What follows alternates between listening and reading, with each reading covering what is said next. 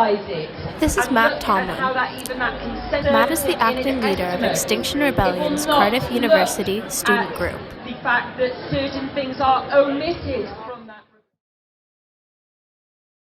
I've been thinking of setting up a group for students and so on, but nobody else was doing it, so I thought, well, I've got to do it then.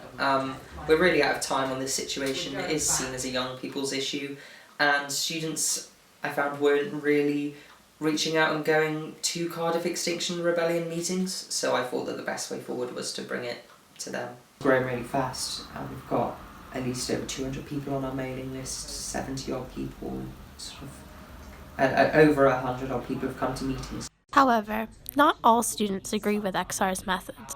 My views on Extinction Rebellion probably haven't changed much from when I first heard of them and when they came about to what they are now. I particularly don't like their disruptive activities, especially like they've carried out in London over the past few weeks. They didn't target the average person. I think they'd be a lot better suited to targeting the big companies, which they can do, and there have been groups in the past which have done this. It's a lot more direct than getting in the way of ambulances and blocking off hospitals and getting in the way of average people on their day-to-day lives. So I think they'd be a lot better suited to doing that and targeting the companies directly. That's not to say I think that's a good idea, but that would make a lot more sense.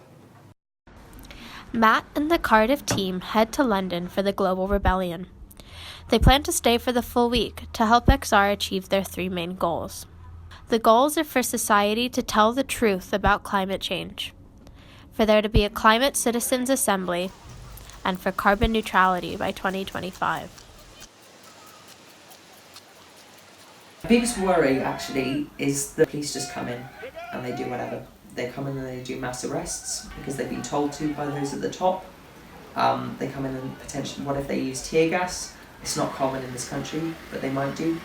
They come in and they kettle, like they did in the tuition fee protests. They haven't done it for 8 years because somebody died when kettling happened. That's when the police surround a protest and nobody can go in or out, so it's not pleasant at all.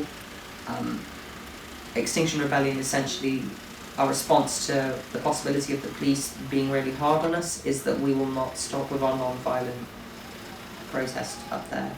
The police will use tactics like that, scare tactics, to try and scare us off. We will stay there, whatever the consequences, even if we're staying up all night in our own coats, just sat there in the street.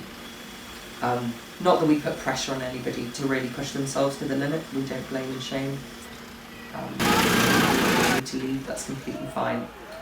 But I think as a movement we're pretty determined to stick around, but it's scary stuff.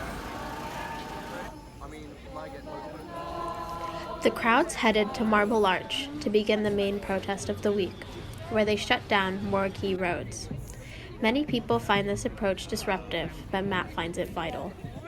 When attack non-violently corporations and such, and focus on government buildings, but sometimes what you've got to do is you've actually got to block key roads that people use, because it's where we are, it's where it impacts people, it's where it impacts the flow of the economy, of day-to-day work, the government's work. It's a really tricky one, because I can understand that people are right to be annoyed at what we do, but it is the only method that's working. I think we're out of time. At the end of the day, my mother is diabetic. My dad is also diabetic. Industrialised civil society collapses, the NHS collapses. That's my mum dead within 3 days. That's not cool at all. And that's an understatement. It's, we're in a situation where if we breach dangerous levels of global heating, if our governments are not acting properly,